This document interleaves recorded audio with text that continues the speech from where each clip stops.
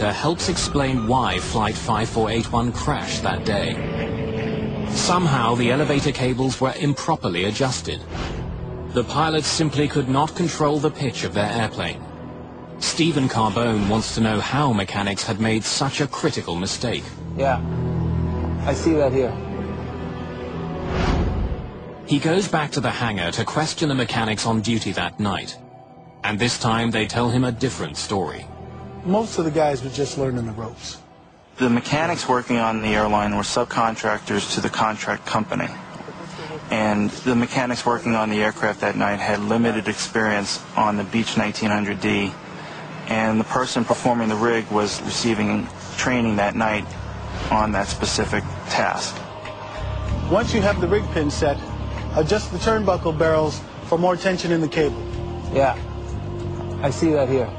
Adjusting the elevator cables is not a simple process. It's a time-consuming procedure that involves 25 different steps. Got it.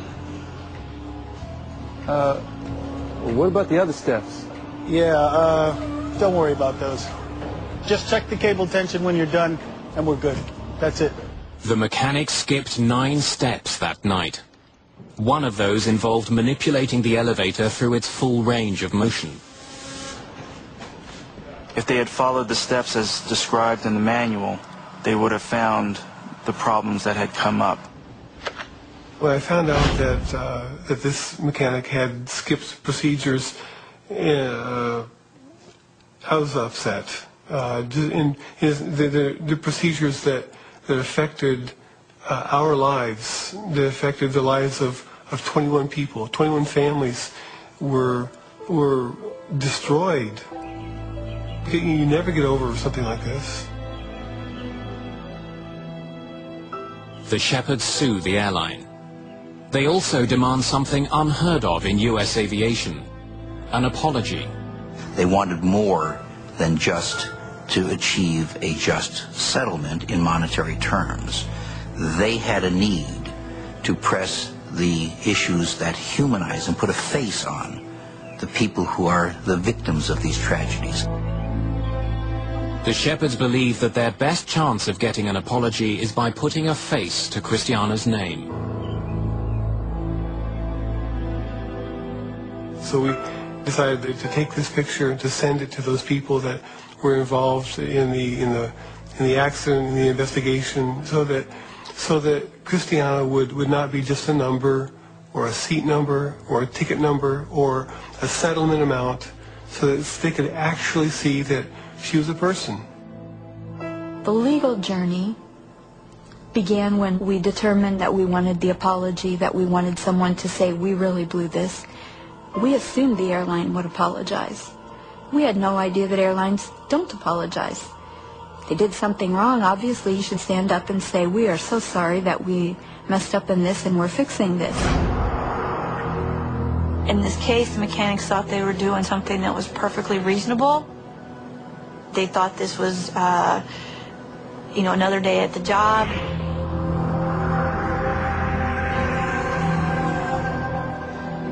And then to come to find out that now 21 people have been, killed due to their inadvertent act. For Lorinda Ward and her team, it looks like they've found the problem. But something still doesn't add up. Why didn't the problem with the plane's faulty rigging surface on any of its previous flights? We kept scratching our head wondering, okay, this airplane flew 9 times previously and we had no problems. So we're trying to decide, well, what was unusual about this flight? Ward has to figure out what happened in the hours and minutes before the crash. And did you notice anything unusual before takeoff? Well, it was sitting low when it taxied out. It looked heavy. We had a couple of witnesses that were implying that we had a very heavily loaded airplane. The baggage people said that it was hard to shut the door because they thought bags were going to come out. Each plane has a maximum weight it can handle before the engines can't get it off the ground. Before takeoff, it's the pilot's job to calculate the onboard weight. We got a full house back there?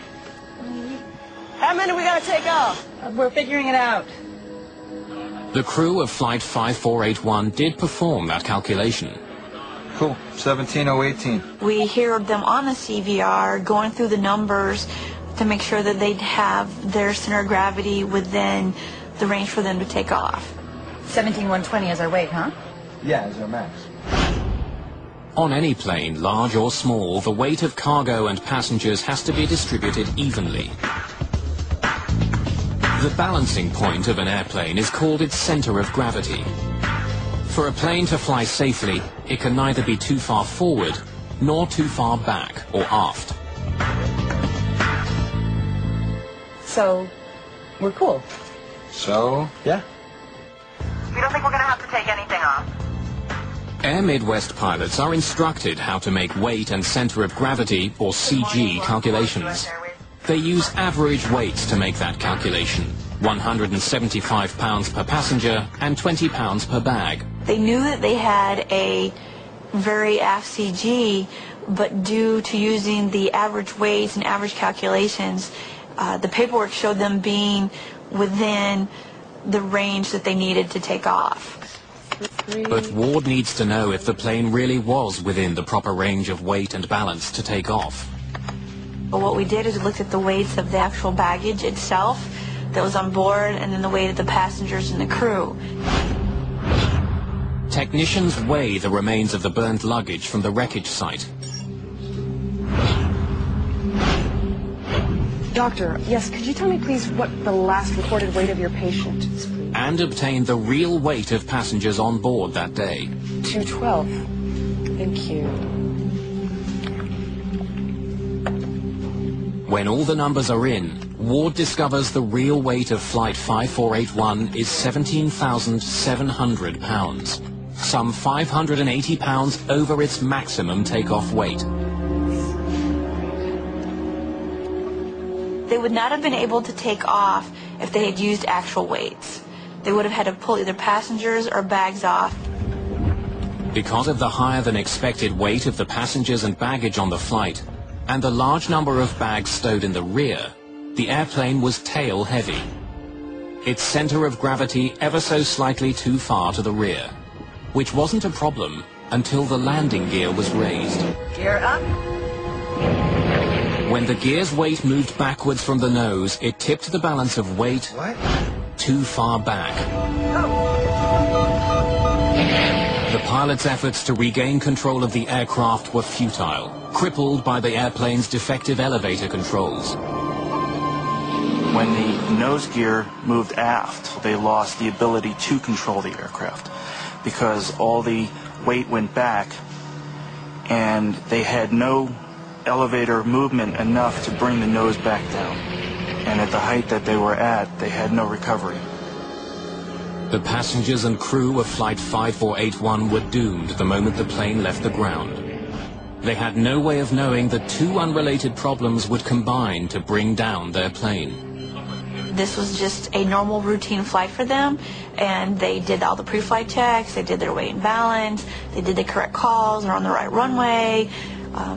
It was just another day at the job, and they didn't know that they had these two hidden, latent failures that were waiting for them. But faulty maintenance and above-average weights weren't the only issues uncovered by Lorinda Ward's investigation. Hey, you got a sec? I have an idea. Lorinda Ward suspects she's uncovered problems that didn't just affect this one flight, but that also affected every commuter plane in the air.